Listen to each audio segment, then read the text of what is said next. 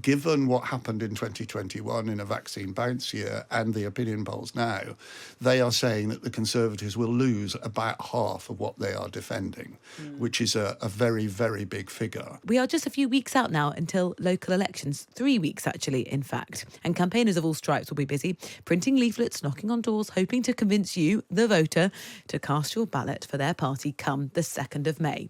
The million-dollar question, though, is how will the election play out?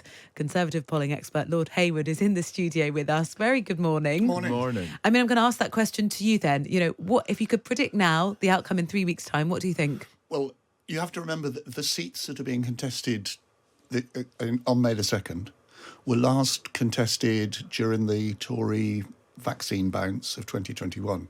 So the Tories had a very good year in 2021.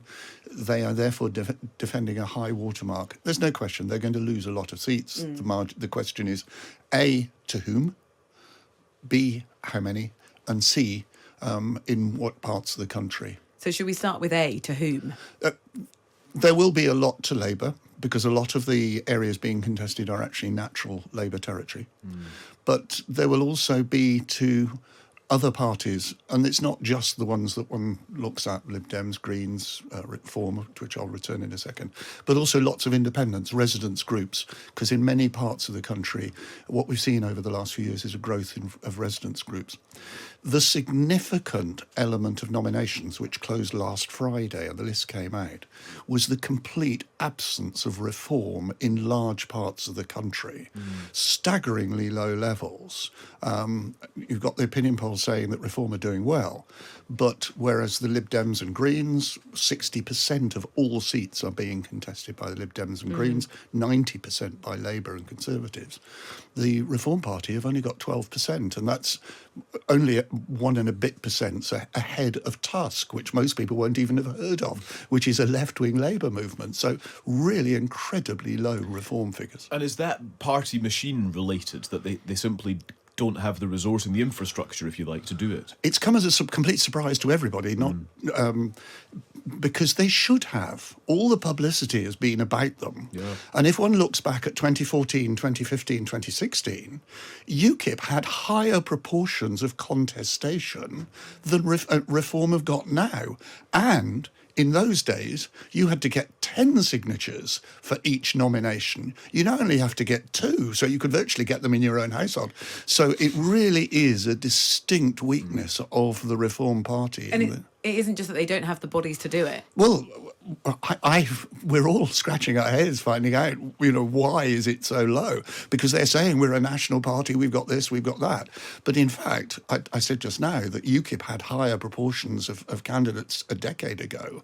Most of the places which make up the 12% that the Reform have got are actually the old places where UKIP did very well.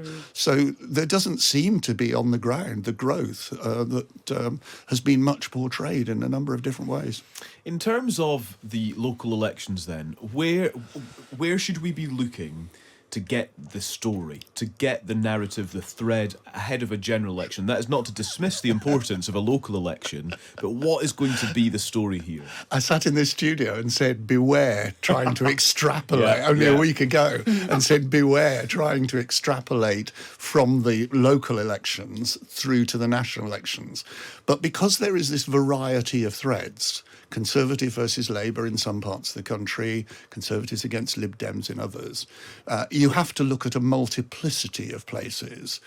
There are places like Thurrock and Basildon, Dudley, where you've got important local elections, but also those boroughs have important parliamentary constituencies. And there is no doubt that you guys across the media will be looking at places like that, also looking Ben Houchen and Andy Street, the mayoral candidates for the Conservatives, who were astonished that they got elected in the first place, even more astonished that they got re-elected in 2021 on the vaccine bounce. And the media will inevitably look at those two people as very high profile, big names. What's interesting is that in both cases, the number of candidates against them is actually very small. So does it look likely for the mayoral elections they're going to stay secure?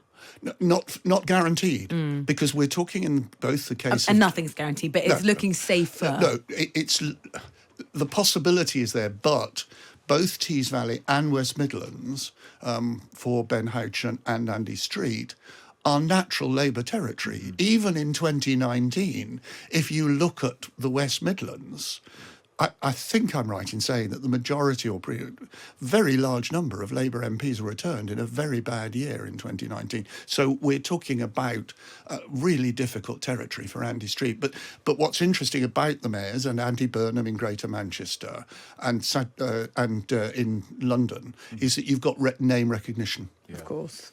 It's a very good point. The profile of mayors in England is actually really quite high, which is fascinating because they almost take on a national significance despite their focus locally.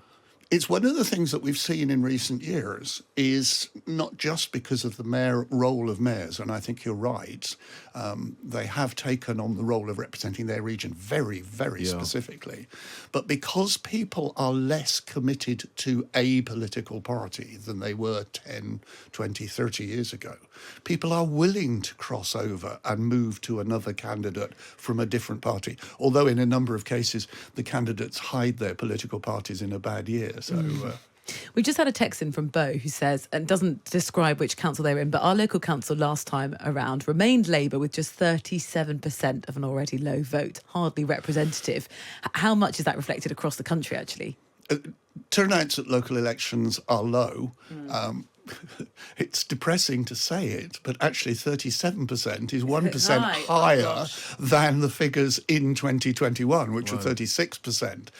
What I fear, because all the opinion polls show that people are switched off politics at the moment, there isn't a loyalty to any particular party or any particular or a few individuals, that actually what worries me is that the turnout will be even lower than Bo's described there. Why are they switched off?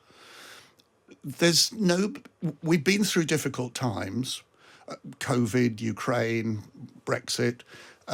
Politics has become more nasty, but also there is, despite the mayoral names, lack of people that are identified with having a vision and a coherent plan.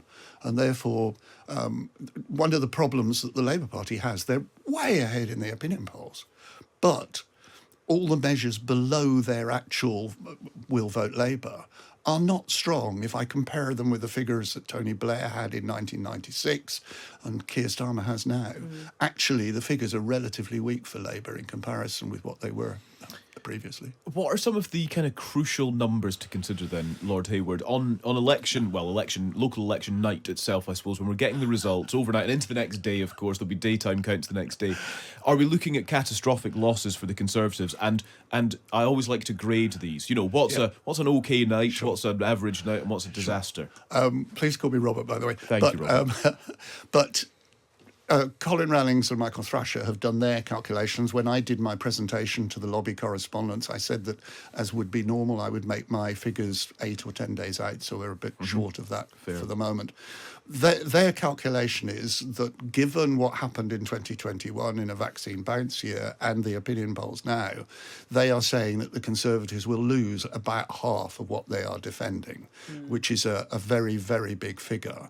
They're defending just over 900 seats, so one would be talking about 450, 500 seats. But the key question, which they also identified in their analysis, was to whom? And it will be different in different places to different organisations. If that happens for the Prime Minister, how do you recover? With difficulty. And the real problem for the Tory party has been that the opinion polls have been flatlining. And there will be people who will they'll probably issue their press release before the results are out saying that Rishi should go. But and just as a pointer for those people who are sad enough like me to stay up and watch the results, and some of you I think you're probably speaking to people who would do that. Some of you may be having to. The results are going to be slow. Because overwhelmingly, because there are also police and crime commissioner elections and other roles, what you've got is the risk even if there are 2 different ballot boxes, or in some cases 3 different ballot boxes for you to put your different votes in for different elections, the votes have to be verified from each of the ballot boxes to check that people haven't put them in error. Right, so there are some logistical problems on the night. I'm going to do a big thank you to the returning officers of the nation, who do a phenomenal job in very difficult circumstances. But yes, the first process, which is going to delay the results by a long way, is the process of verification, checking every ballot box to ensure that people haven't put their votes in the wrong box. Okay, so in the very, very short term, there's going to be a small delay. Then, if it is as bad as potentially predicted for the Conservatives, you said it already, you know, people putting out their press releases saying, you know, Rishi should go. We've asked this question several times, you know, we're the election station charting exactly what we think might happen come a general election, whenever that is. I mean, just how credible do you think the case is to say a change of leadership at the top of the Conservatives? It is not credible. We would be not only a laughingstock in this country, but we'd be a laughingstock around the world. One of the biggest problems when I've been out campaigning is people saying on the door, when I've got my party hat on, as against my analyst hat on, which I've got here, but people say, well, you made a complete mess of it between 2020 and 2022. And one of the arguments in favour of a late general election is that you put the events of 2020, 2022 further away, and to have any conversation, let alone actual change. And the vast majority of Tory MPs don't want to change. It's a noisy, small minority, but they managed to get the publicity. We've had a question in from Mary. Where is the hope? Where's the vision? And where are the thoughtful radicals in politics? Well, yes. Well, I said just now that people are turned off politics for a whole series of different reasons. Social media is one that I didn't cite, where people have and get thoroughly unpleasant and actually purvey, on many cases, inaccurate information as well. And that is when you're in a financial difficulty arising from COVID, or arising from Ukraine, arising from a static economy, which is not just us. It's, you know, we're in a better position than Germany and places like that, who are described in the financial world as the sick men of Europe. So it's very difficult to be hopeful and have a vision. And significantly, the people who are identified as having a vision, I don't know where your caller stands politically, but most of the people who attract a degree of emotion for a vision are either Boris Johnson or Jeremy Corbyn or somebody like that, who arouses as much anger from other people as they do support from the people they actually want to stand behind them. We'll leave it there. Thank you so much, Robert. Lord Hayward, talking us through, well, what we can predict in 3 weeks' time and what that might say about the looming general election, of course, here live on your election station.